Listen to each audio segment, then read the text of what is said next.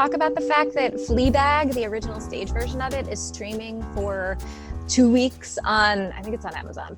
Yeah, I think so too. My mom I have sent not it to seen me it. yesterday. I did. There's so much good stuff streaming right now. I'm getting like FOMO over I not know. watching the things I'm supposed to be watching streaming, and I'm like, how is real life now, virtual life, paralleling real life for all this FOMO? So yeah. Yeah, I know exactly what you mean. Like I see people posting about, okay, well, what should I be watching? Or here are my top 10 picks. And I'm like, I don't have time to do that. I know. I also love all these things that are like, hey, there's like Roger Corman is hosting the first and last, hopefully, quarantine film festival, and he's asking people to submit 2-minute films. I heard about that. And I was like, I really, really want to do that. And of course, everything's like, well, of course, you all have the time now to do it. And I'm like, no, I don't. What are you talking about? All I'm doing is in one meeting or this thing or trying to do it. Like, there's no extra time for anything. Also because, and this would be good for our viewers, I'm working as doing publicity for this really cool event of 12 different panels. And they are dissecting this living novel called As the Globe Warms. It was written by Heather Woodbury. She's an incredible writer and performance artist. And she does the novel. She performs the novel in 12 different segments, so like an hour plus each time, and she plays over 100 characters, and there's an audio book version of it that you can get. I can put a link for it, but anyway, we're doing a bunch of panels, and there'll be artists from all over the world who will be discussing the novel and facilitated conversations, all starting on Earth Day, because it's climate fiction, and it's so cool. So there, like you said, there are just so many things to be doing. I hope that when we get back to, where can folks watch this? I will put the links up, but I think it's astheglobewarmspanelpalooza.com. So it's great. Come and join us. And don't you feel like every time that you're on Instagram, there's a new pop-up that says so-and-so is live? Like everybody's going live now as well? Mm-hmm. Yeah, that's why we can't manage to upload our episodes to Instagram, because everybody's glutting. I know, and I love it. I mean, it's a really great way to connect, but I am definitely having FOMO about it, fear of missing out. But we are glad that you all who are watching are not having FOMO. And wait a minute, is that someone's music? Is that not ours? It's mine. Can you hear that? You can. Oh my gosh! So the video that I have set up to show you all, or not the video, the article has an autoplay on it. Okay, it's off now. Welcome to Fun Production, folks. Like we said when we first... Where's our sound producer? Oh, yeah. Wait, we are. Like we said when we first introduced this show, you are going to get to see warts and all as we evolve our show and as we figure it out. So thanks for your patience and enjoy all the bloopers as we do too. Literally, Gia, your cat is just leaped across your background. It was brilliant. There's probably several of them that will do that over the course of this. There'll also be my fiance doing it. It'll just be a whole and I'm in my Where's Waldo shirt, so we can play the game of spot the production issues. We haven't synced up our wardrobe yet. Our articles started syncing up. Yeah. But it's like our periods. We sync our wardrobes, our periods, and our articles. It'll be funny when we start all wearing the same shirt for an episode. But we're different right now. So I'm Taryn. Hi, everyone. Taryn. Well, hello, everyone. I'm Gia. And I am Tamara. And we are the Sirens. This is Siren Show, where we get together for some chit chat, and we each bring an article every show that has caught our attention. So who wants to go first this time? Who's up? I'll go. Okay. Oh, good. So, not me. I'm not prepared. Well, I went super easy on this one because I also was feeling the overwhelm and the FOMO. But one of the things that I've actually been doing a lot is baking, which this is dedicated to you, Tamara. Because Denny, my sweet fiance, is gluten intolerant. So we have to make all of our own bread because gluten-free bread that is vegan is, number one, hard to find. Number two, ungodly expensive. So I've, perfected my little gluten-free bread, but I can never I have a question. Yes. What in gluten-free bread would not be vegan? Because they don't have, because wheat really acts as a binder for the bread. A lot of them have egg in them. Got it. And that's why, yeah. So I use flax meal to do that instead. But I was curious because I was having difficulty with my yeast, and I realized like I don't have the thermometer to test it to see if it's the right temperature. And they're like, well, put it on the inside of your wrist and see if that works. And I was like, I don't have any clue if that's 110 degrees. I don't know anything. I also didn't in my baking, because I tried to do everything sugar-free. I was also having some difficulty. And in my research, I learned that you definitely need sugar to get yeast to work because it's an actual fermentation process. So let me just show you. This is not anything visually to write home about, but it's from the Red Star website, which is the yeast company. Anyway, they had a Science of Yeast page, and I thought, well, I have to talk about this now today. Kitchen But chemistry. Anyway, I thought it was woo! Best class I ever took in college was chemistry for the consumer. And it was kitchen chemistry, chemistry of sunscreen, chemistry of why microwaving your food is actually okay, all those sorts of things. It was I want to great. take that class. I want to take, that sounds like a great class. Let's find that. Fantastic, yeah. That sounds like a class that would be a really good, like, Udemy. Is it Udemy or Udemy? Yeah, how do you say that? I don't know. I don't know. Udemy. I thought it was Udemy. No? Udemy. You tell me. I don't know. Udemy. Do a kitchen of science. Do an everyday chemistry class because we all want to take it. Sí, la cucina. Sí. That's hysterical. Well, so it turns out, I didn't know this. Did you know that yeast are single cell fungi? I had no idea. Did not. Nope. I knew they were fungi, but I did not know they were single cell. Single cell. Yeah. And of course, there's lots of different fungi with mushrooms and like molds on cheese and whatnot. But anyway, they have to eat sugar, and their name literally means sugar eating. It's this Saccharomyces cerevisiae. My Latin is rusty. Anyway, but it's pretty interesting how essentially it creates this alcoholic fermentation, and when the byproducts of that are carbon dioxide and ethyl alcohol, and when those combine inside of the stretchiness of the bread, it expands the loaf, and that's how you get the rise with the yeast.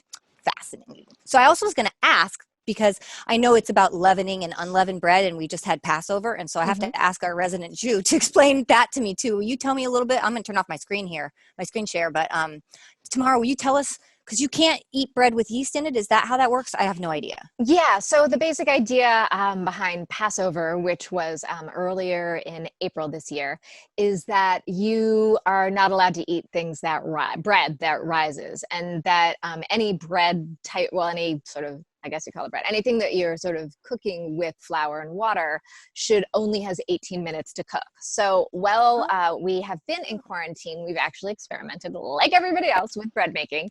And we made a challah several weeks ago, which is actual bread, where for the first time, we did the whole yeast thing and watched that chemical reaction happen and watched it bubble. And then the following week we made matzah. And with matzah, it is this, flatbread. And literally, if you're making very basic matzah, the only ingredients are flour and water, and we put a little bit of salt on it. So you mix it up, and then you form it into dough balls, and you roll it out. Roll it out super, super flat. And then you actually prick it with a fork so that, there's some air that can get in there. And then you bake it. And the whole process from mixing it up to getting it into the oven. Some people say the whole process needs to be 18 minutes if you're super strict. Others will say as long as it's mixed up and baking by 18 minutes, then it can bake for as long as you need to. But essentially, there's no yeast in there, so there's nothing to rise. That chemical reaction does not happen. Interesting. And what's the significance of the 18? Why is it 18 minutes? Is there a biblical significance to that, or? Oh, are you my Hebrew school teacher? Yes, I am. There is a rabbinical reason for it that I should know, and I have forgotten. But you can I know ask Siri. It's 18 minutes. I know it's 18 minutes. That's the rule.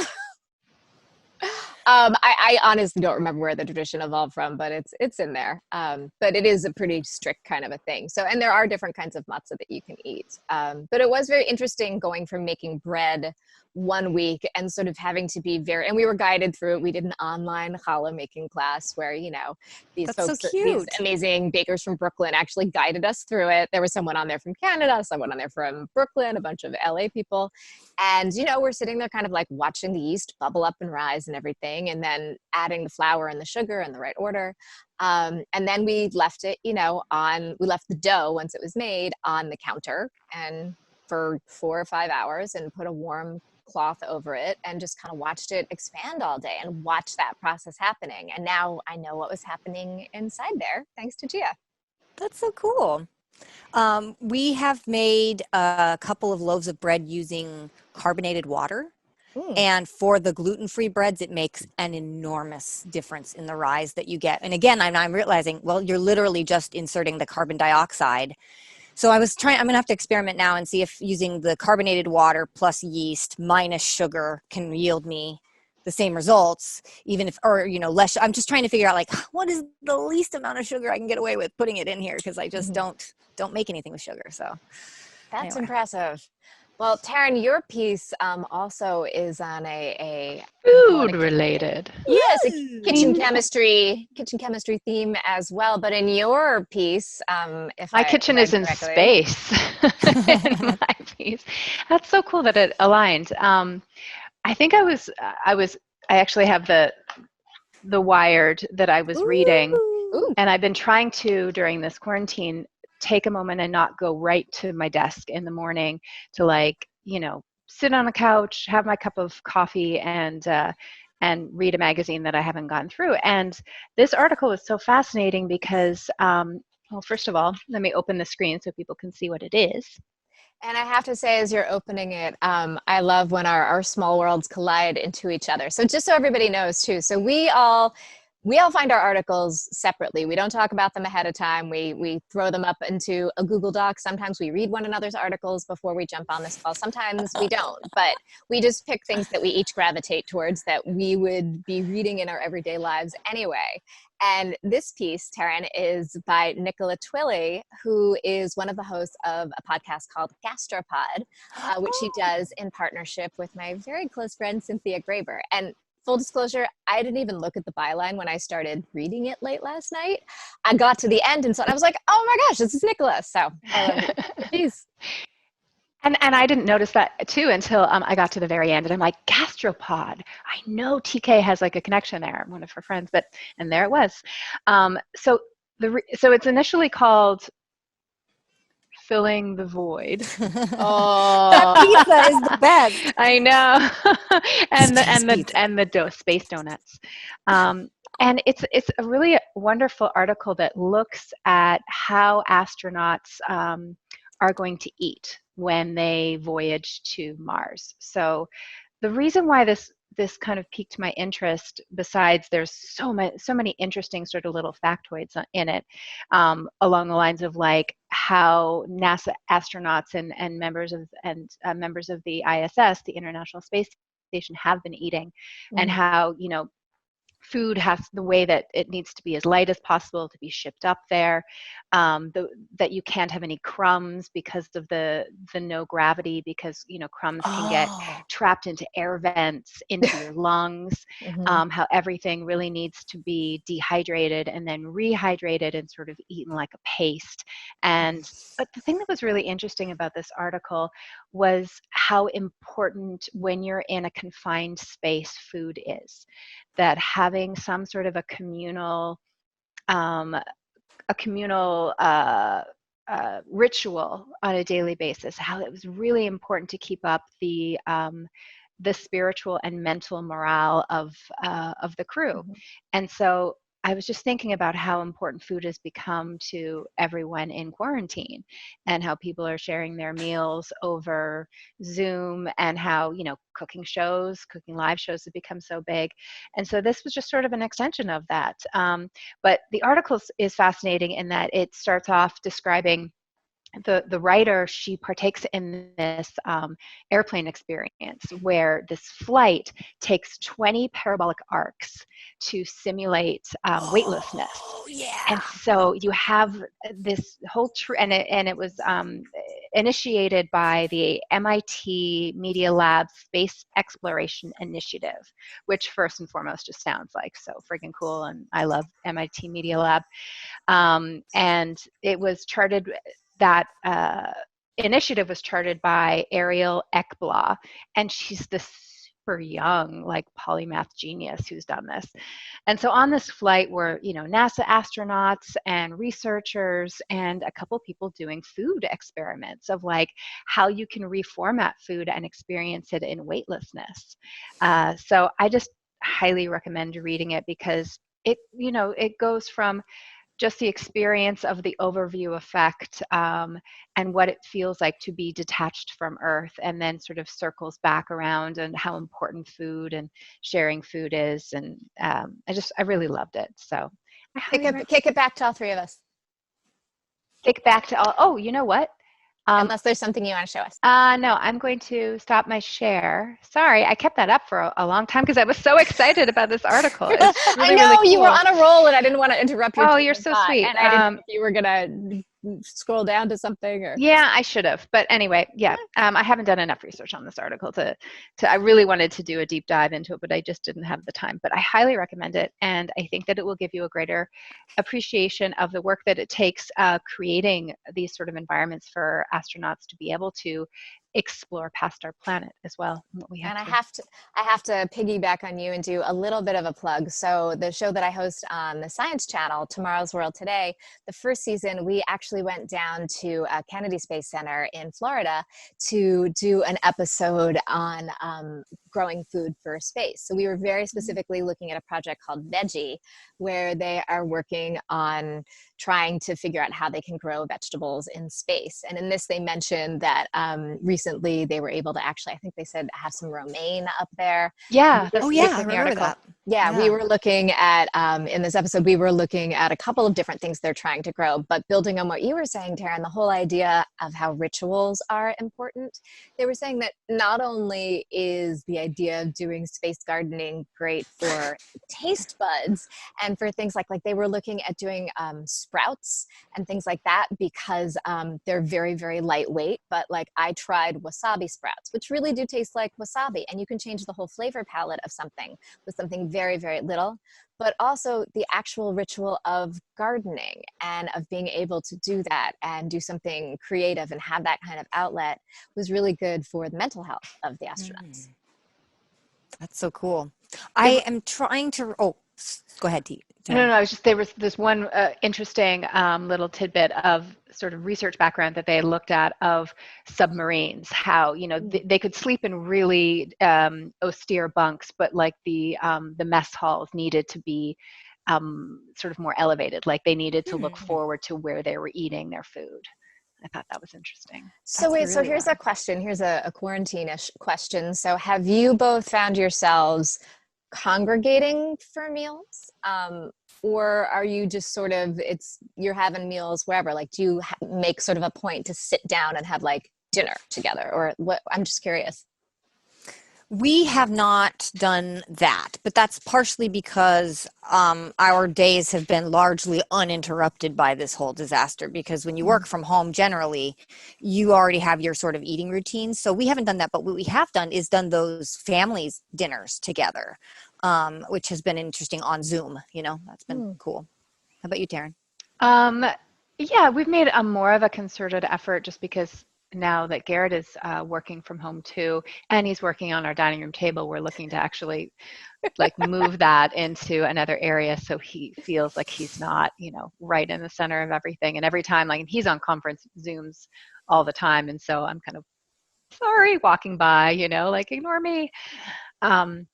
But yeah, we try to at least have a kind of a happy hour where we sit down and be like, how was your day? What did you do?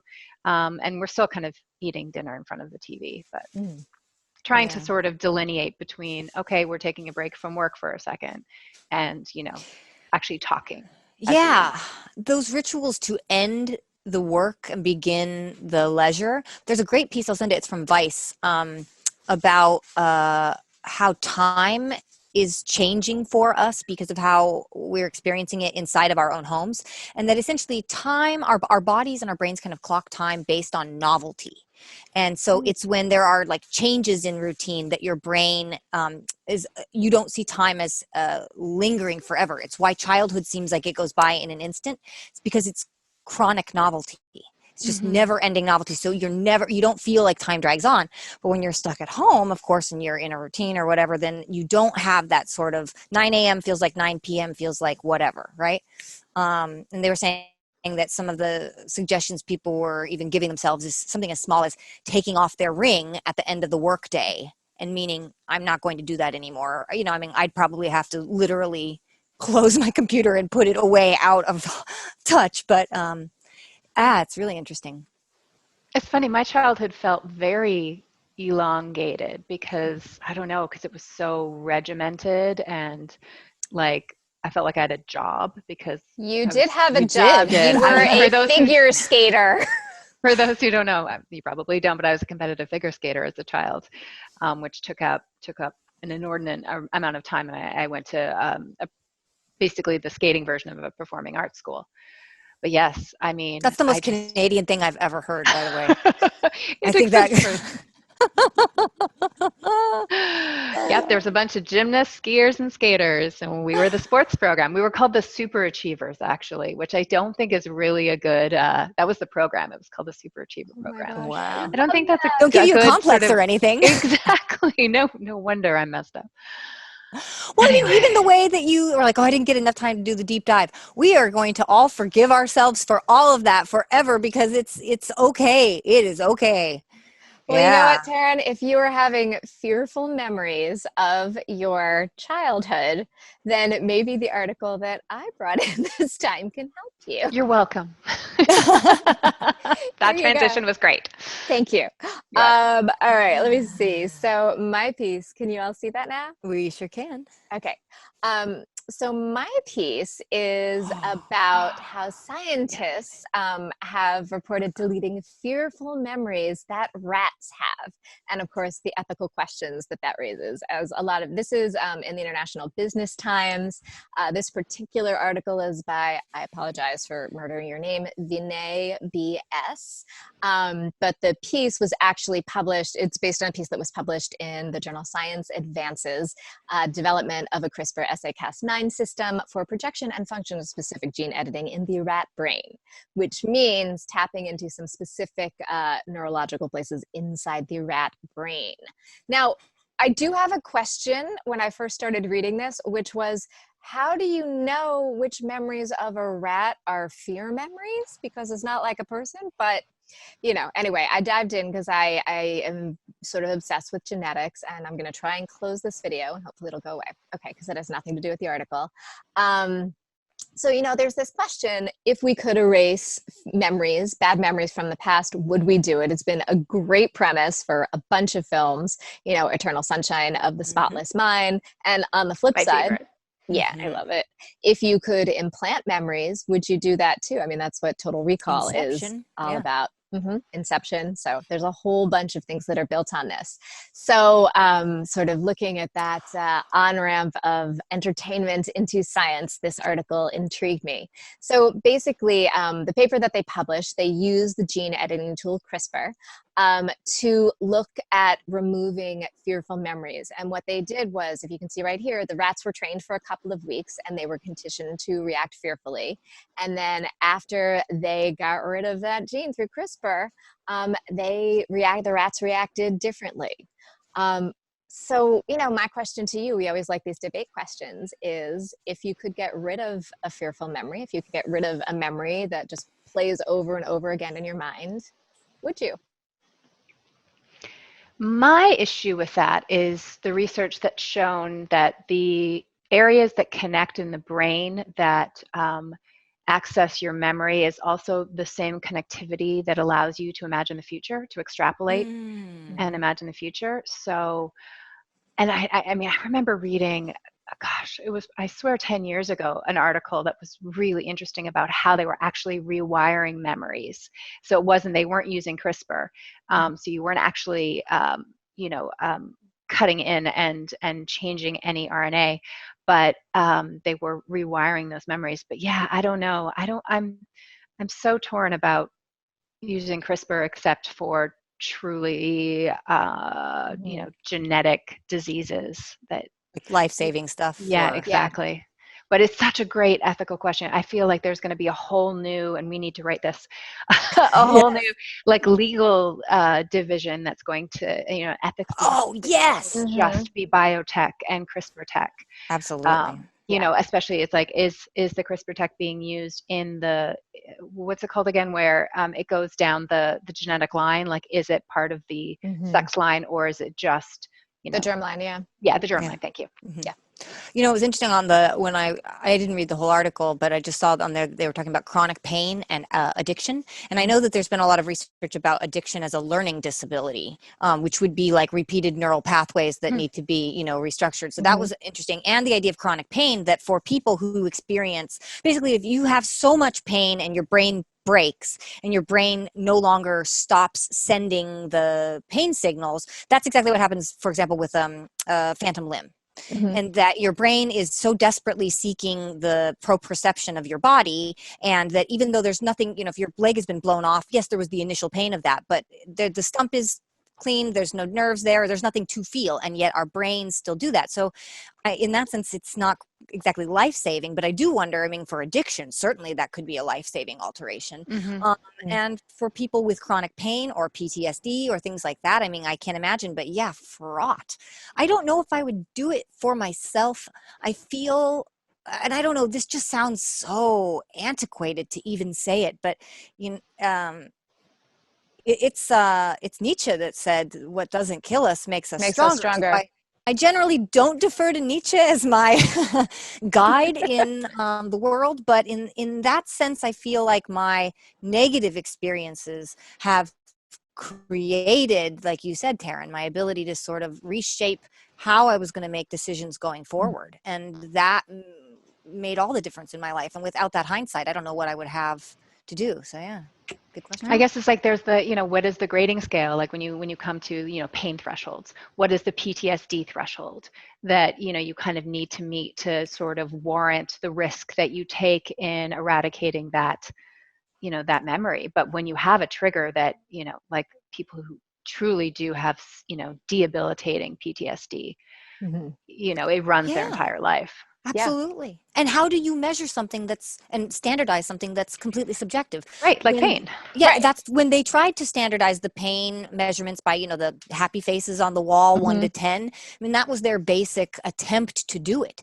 But, what someone's 5 is and what another person's 5 is are nowhere in subjective. between. Yeah. Oh, yeah. The drugs that we use don't affect our bodies the same way. No. Like, I'm a horse. I can take tons and tons and tons of pills and it will do nothing whatsoever for me. And I'm like, I can't take any more opium. And I'm the complete opposite. I feel everything very, very intensely. I need very small amounts of things. Give me half a glass of wine and I'm like, hello. So yeah, I'm a cheap date, but that's the benefit. But yeah, so how do you compare that? How do you standardize that? Wow, that's wild. Yeah. So that was what caught my attention. Nice article. I dig that. Great talk today, ladies. Cool. Let's do our lightning round. Lightning round of what you love or like. I love Sean Carroll's new series. He's got a video set out now of like big ideas on YouTube. And I watched the first one and it was a refresher on calculus. I really needed it. Highly recommend. TK. I love Disney's Family Sing-Along. It is amazing. It brought so much joy into our house. They did the whole like bouncing ball thing. They had people sending in stuff, celebrities sending in stuff that they had filmed at home. There were kids popping up. It was just a moment of complete unadulterated joy, both nostalgia on my end for, stuff that I loved watching growing up and stuff that my daughter, like her reaction when the High School Musical cast came on. Woo! Oh, that's Aaron, what about you? I love Fiona Apple's new album.